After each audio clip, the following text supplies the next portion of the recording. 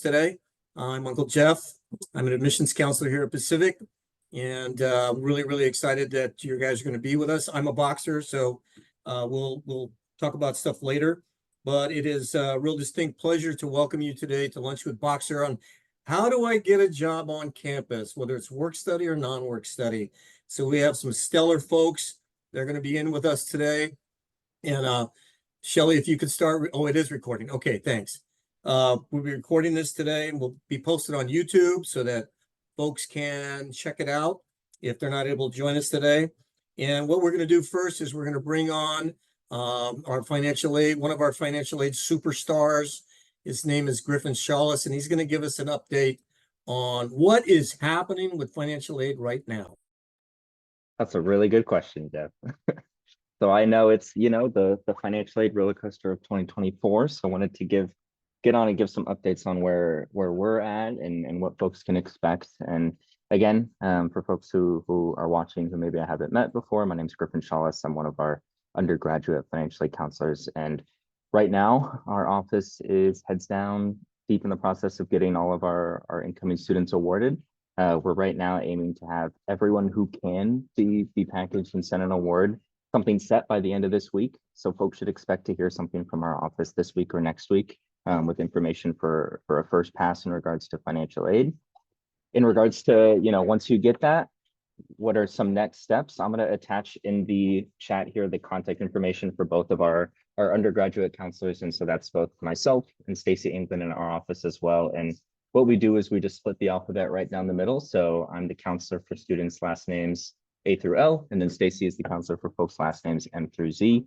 So get in touch with whoever you need to get your questions answered from once you do get that financial aid notice, and just hang in there, right? Realize info's on the way. And once you do get the info, you're going to have kind of a go-to one-on-one contact here at Pacific. So let us know how we can support in the meantime. You have an amazing group of admissions counselors here at Pacific who know the folks on campus to connect you with if you have any questions. So just stay in touch with us, and I'll turn it over to the exciting stuff and let Stephanie take it away, and I'll hop out of here and let you all continue. So thank you.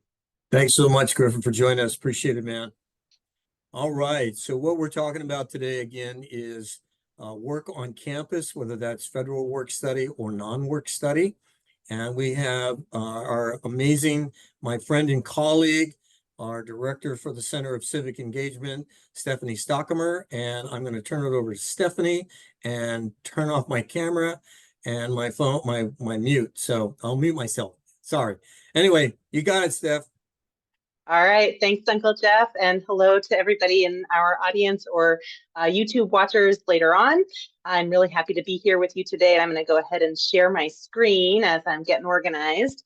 And I am the Associate Dean of Applied and Experiential Learning. And as Uncle Jeff mentioned, I also run our Center for Civic Engagement. And that's where I've had the great good fortune to work with Quetzali, who's here as one of our students. And Quetzali, can you maybe take a minute to introduce yourself and your year, your interests, and your job on campus?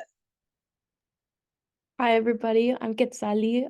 It's my second year on campus this year, and I am a Civic Action Team Specialist here at the McCall Center for Civic Engagement. And a lot of what I focus on has to do with social justice. I really like to research and focus on immigration specifically. And I like to just help out in any project planning I can around the center.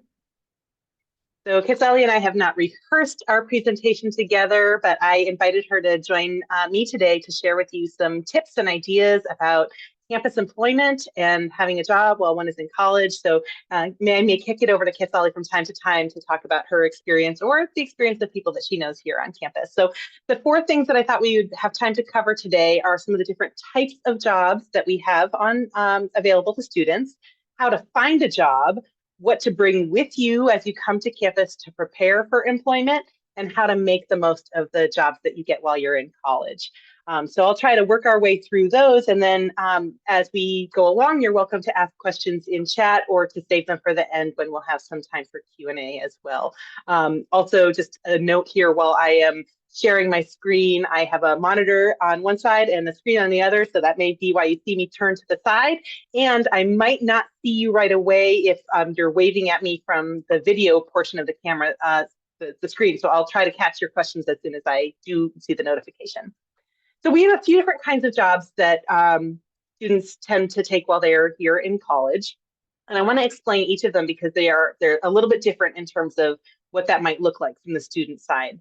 The first and probably the most common are the federal work-study jobs. And I work with our partners like Griffin over in financial aid on our federal work-study positions. These are jobs that we set aside as a campus that are funded by the federal government, but that a student needs to get hired for and work at in order to earn money for. So they're part of a student's federal financial aid package. You might find when you get your award notification for financial aid that it says you get federal work study. That does not mean that you're guaranteed a job or that you're guaranteed that money like a scholarship or a grant. It's money that the students have to earn while they're here. We just set aside the funds and certain number of positions on campus to be those federal work study jobs and make sure that they're available to students. And we have lots of different kinds. I don't know how easy it is for you all to see on the screen, but I have a screenshot here from our campus job site that just lists a bunch of these different kinds of jobs, and I'll explain what the acronyms mean here too. So federal work study positions are paid for by the federal government, but they're most of the time on-campus jobs that students work. And they're really different kinds of jobs. Some of them are what I would call clerical or kind of entry-level jobs where students are doing the same thing day in and day out, or maybe they're sitting at a reception desk.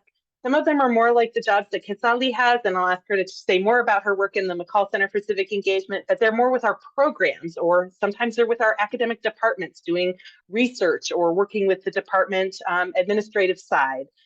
So lots of different kinds of work that students do when they have these kinds of on-campus federal work study positions.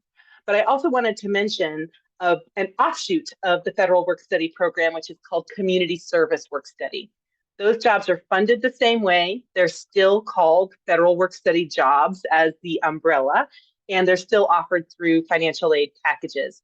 What makes those jobs different is that they serve the public in some kind of way. And most of those jobs are off campus in partner sites like nonprofit organizations and schools, where students are serving on those sites. They're working jobs, they're earning money, but they are also serving the public as part of that experience. And those jobs are a special designation that we call CSWS, or Community Service Work Study positions. So both of those, federal work study and community service work study, fall under that umbrella. And then at Pacific, we also have what's called non-work study, or NWS positions. Those are jobs that are funded by Pacific rather than the federal government, that we have set aside to be campus jobs, and that are not necessarily, or not at all, a part of a student's financial aid package. So they are jobs that are available to any student, whether they have federal work study as part of their financial aid or not. And they are jobs that any of our students can apply for. And they're often very, very similar to those federal work study jobs in terms of the kinds of things that students are doing. It's just a different source of funding, and so a different organizational pattern that those ones fall into. Departments or offices on campus need to get a budget allocation from our administration to be able to host non-work study jobs. So they're both two kinds of campus jobs designated for students, and we have, as we'll see a little bit in a minute, a special website on campus for students to find those jobs. So Kesali, can you tell us a little bit more about your job in the McCall Center for Civic Engagement and like the kinds of things that you're actually doing when you're on the job? Yeah, for sure. So first coming into the McCall Center for Civic Engagement, I started off working with researching blood drives and kind of different alternatives for the Red Cross specifically, trying to see things that would benefit everyone or be inclusive. And then later on is when I started to dig kind of into social issues and environmental issues. I started looking at things like beach cleanups. But then this year, I really focused more on working with an organization and planning, I guess, a bigger project around immigration. And trying to get an organization to actually come out here and give a presentation to students who are interested in said topic. So my day-to-day can include like me coming to the office, getting set up, looking at the list of things I have to do, sending out emails, potentially working with other students to kind of create these like give projects, which are projects that center around things that we have interest in and like, want to focus on. And so that's kind of one of the main things we do throughout the year. Other things we do is we focus on projects that the center does. Kind of like right now we're focused on our big like Give and Go event, which is where students at Pacific are able to donate at the end of the year any things that they can't take back home. And through that, it's just a way for students to throw away less things and for students to be able to recycle and kind of take care of other issues. And so our team works really hard on organizing that and making sure it's staffed well and that people can donate their things so they're not getting thrown out. Thank you for all that. And I'm going to say a little bit about these examples here that are on the screen, but then I'm going to come back to you, Casali, and this is my heads up to you, to see if you have other friends that you have on campus who have a really different kind of job from you that you could just share with us what you know about what their experience has been. So for those of you who can't quite read what's on the screen here in terms of the screenshot from our job posting, there's a library outreach aide at the public library down the road in a little town called Cornelius, which is just about 5 to 10 minutes from here. There's also another library assistant position at the Free Orchards Elementary School library. So that's a school-based library job. There's another in our Gender and Sexuality Studies program. So that's an academic program that's looking for a program assistant. There's another that is in our MFA, the Masters of Fine Arts program, that just needs an office assistant and needs some support with that. There's another one that's non-work study that is a research assistant in our Masters of Social Work program. So all really different kinds of positions and different kinds of opportunities. And I would say in all cases, those of us who hire students know that we are likely to have a range of students coming into the mix, and many of our students will not have had formal work experiences or work in an office environment before. And so we expect to do on-the-job training and to help students acclimate to being in a work environment and to have opportunities to grow in the work that they are doing. So now, Casali, I'm going to ask you that question of, do you have another example of a friend or somebody that you know who has a really different kind of job from what you have? Yeah, I've had a lot of friends work all over campus jobs. So I had a friend who used to work at the library on campus. So her day would include like going in and just like sitting behind the desk. If they had to do anything like inventory wise, they would do that. And they would just sit at the front desk and answer any questions. And for that job in particular, they were able to do like homework while they were on the job. So that's one example. And then I've also had friends that work at our SMC, which is ours. I'm forgetting acronyms right now. The Student Multicultural Center. Yeah, our Student Multicultural Center. And so something that my friend does there is that she starts to like organize some of the events that has to do with a lot of like speakers coming out and giving talks to students about problems that might be faced by like BIPOC communities. So that's one thing that she does. Or right now, one of the big events they're planning is the BIPOC senior celebration, which is just a big celebration of students of color that can come together with their families and kind of enjoy something a little personal together.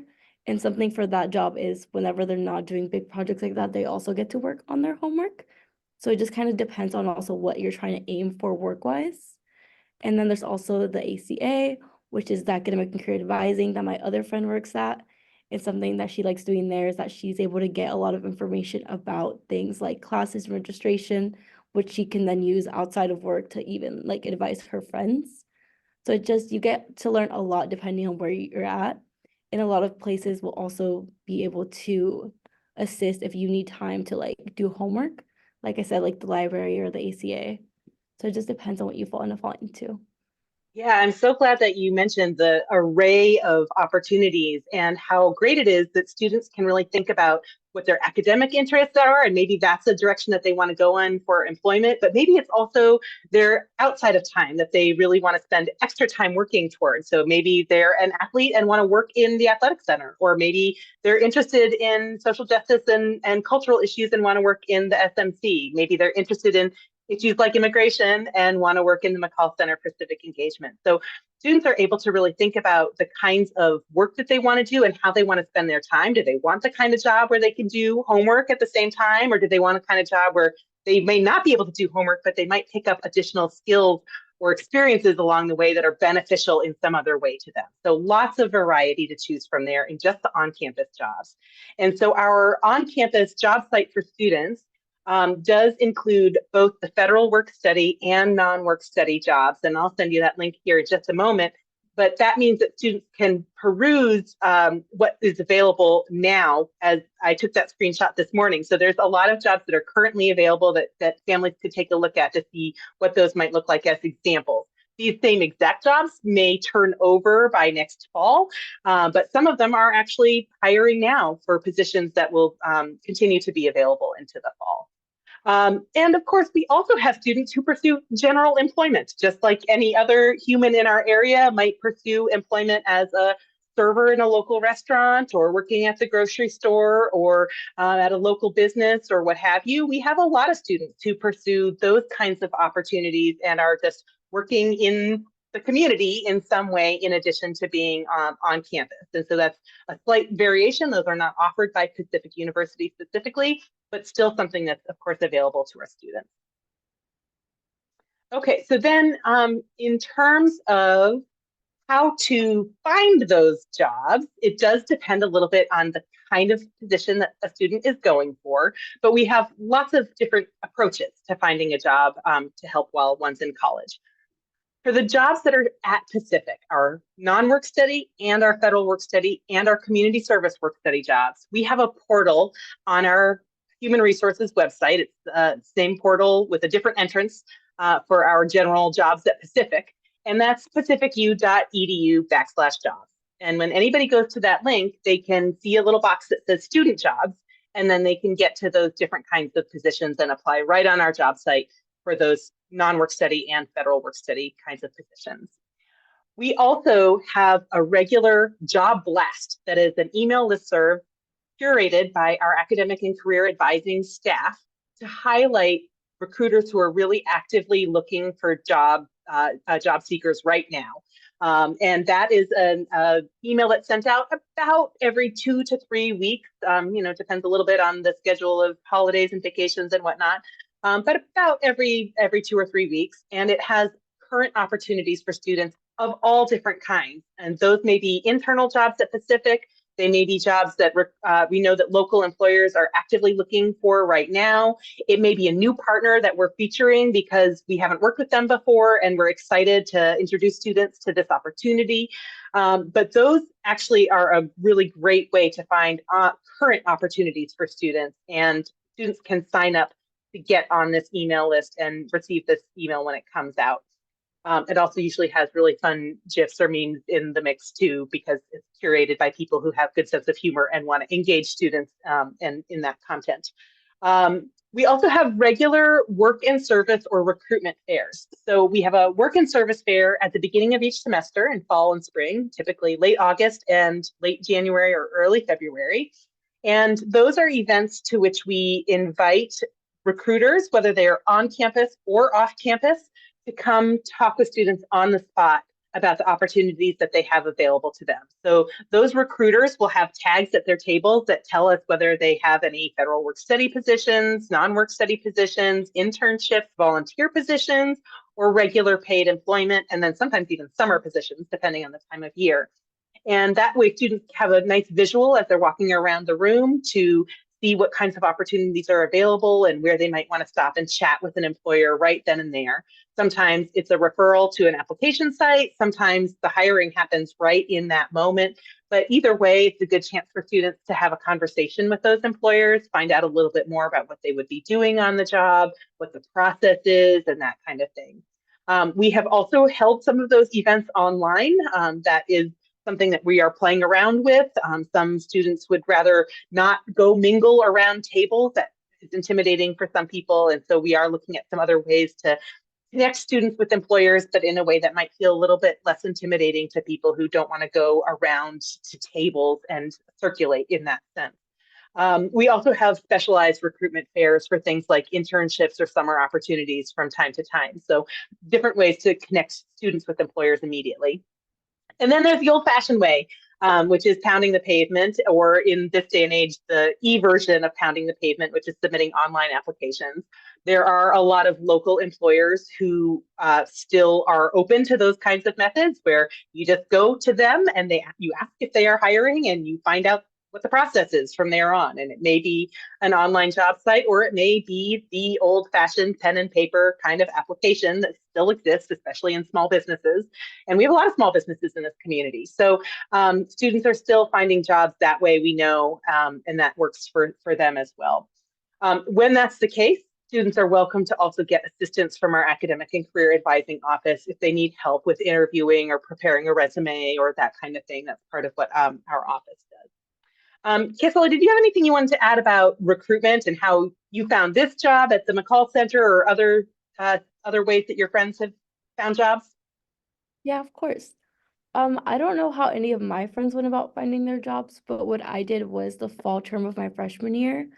I remember my friend mentioning that she was working one of the job fairs for her center, and so I decided to kind of show up and see what it was about. And so at first I was kind of nervous, but I entered and they had some snacks there, and I just got something and I sat down. And then everyone that had like a little table set up started kind of giving a little presentation about who they were and what they were looking for. And from there, I just kind of remember that I ended up saying, well, hey, I want to work at the MCCE. That's the one that like seemed interesting to me. And so it was a pretty easy process. I got an interview right there on the spot. And so pretty soon after that, I was coming to my first meeting with the team.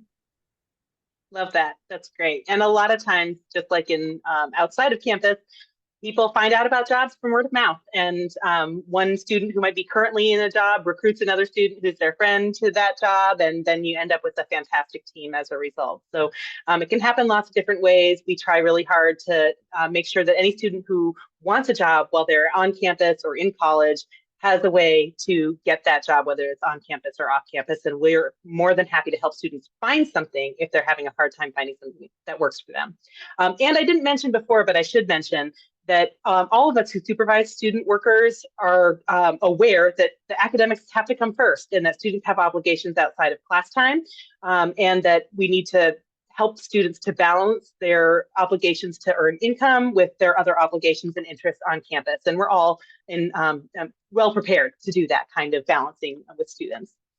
So I did want to mention what to bring with you when you come to campus and get a job, because this is something that can trip up the job search process if you're not prepared for it. So just like anybody getting a job out in the community, students who are coming to Pacific and planning to get a job on campus or off campus need to be able to verify or show their eligibility for positions that are paid through payroll. So this is getting into IRS requirements and the federal employment eligibility requirements. But that really means that families need to make sure that students are coming to campus with the right documentation of their eligibility for employment. And usually that means original documents that are the same documents that are required for anybody who's starting a new job, and ones that the student should carry with them and keep in a safe place. We ideally don't want you to have to mail those to a student down the road sometime. So these are the kinds of things that are required, and you may remember from your own first day on a job sometime that you had to show your combination of a social security card and an ID or your passport or something like that. So there are lists readily available on the internet of what those nuances are on identification requirements. And I have some sampling here, and also just want to make sure to note that we do have ways to hire students who are DACA students, and those kinds of employment verification can look different for people who have different citizenship status, but we make it work. So anybody can get in touch with us to find out some of the details there, but to make sure that you have those identity documents available for students. And then lastly, as the Associate Dean for Applied and Experiential Learning, I can't help but talk a little bit about the ways that students can try to maximize what they get out of a campus job or an external job, because it is a fantastic learning opportunity and a great way to practice skills and develop skills that will serve students all the way down the road into their future. So one thing that I'm really, really excited about is that we are working with all of our student supervisors on campus to integrate what are called core competencies into student position description. Core competencies come from the National Association of Campuses and Employers. So this is an organization that is specifically focused around how students are developing career readiness skills and the competencies that employers need into the future. So they're hearing from employers what they need and want. There are 10 kind of universal skills or competency areas that most employers are really actively looking for. And we are doing the best that we can now to try to help make sure that students can develop some of those competencies while they're working in our campus jobs.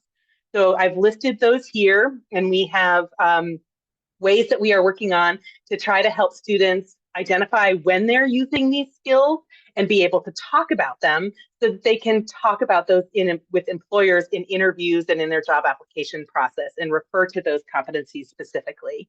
That also means that we are working with students on developing their resumes and interview prep. Sally, were you able to be at the session that we just had with McCall Center to talk about how to work your position into your resume? I got there kind of late, so not really. I was out sick yesterday myself, so I wasn't able to attend either. But this is an example of a way that we can do that. We had an advisor from our Academic and Career Advising Center who came to a lunch meeting with a few different teams. One is our McCall Center team, but also our Center for Sustainable Society team was there, and academic and career advising students, to talk about how they could work their current jobs into their resumes and have support in identifying the kinds of language to use on the resume that could serve students well as they're looking for jobs down the road. And similarly, we can do that kind of interview practice and batting around interview questions, coming up with examples and stories to share in interviews that can lock down those kinds of positions. And then also we're working on developing more paid internship opportunities. There are all kinds of advantages for students to do internships. And internships are specifically learning oriented. They have learning outcomes that go with them, and students need to have deliverables that show what they are learning as part of the internship experience. But we also know that internships are not accessible to a lot of students if they're not paid. It could be a double whammy where it's taking time away from a paid job and it's something that they don't get paid for while they're doing it. So it's a real investment. And that's just not realistic for a lot of people. So what is realistic is paid internships where students can earn dollars while they are at an internship experience.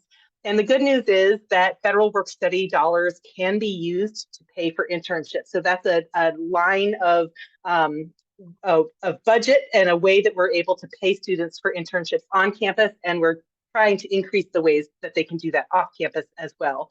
So I just wanted to mention that as something that we're working on and trying to grow as a possibility for future students and the students who are coming in right now. Sally, do you have anything that you can mention here in terms of a competency area that you feel like you've developed, or a way that something you've done on site that you can add to your resume? Hi, okay. Let's see where to start. I'm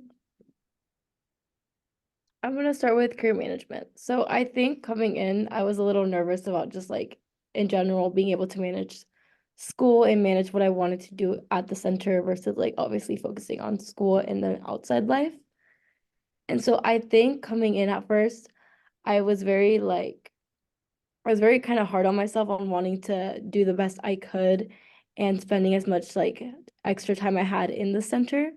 But over my time here, I've been able to kind of manage the work I need to do and kind of set a deadline for myself on like what it has to be done.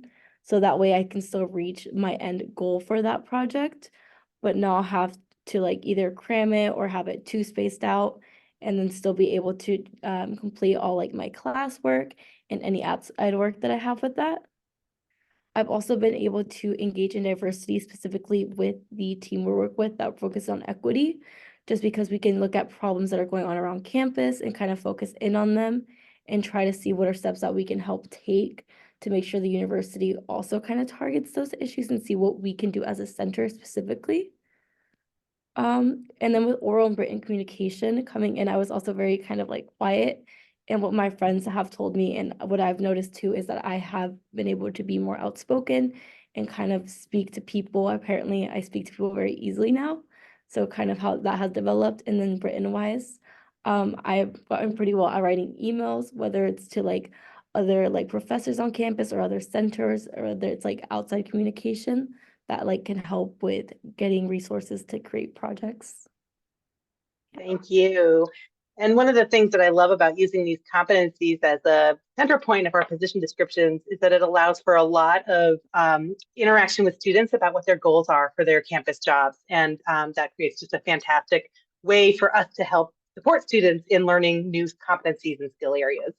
So that just about takes us to the end here. I am always happy to entertain questions offline and to have further conversation with students or their families about what employment while you're in college at Pacific could look like for you.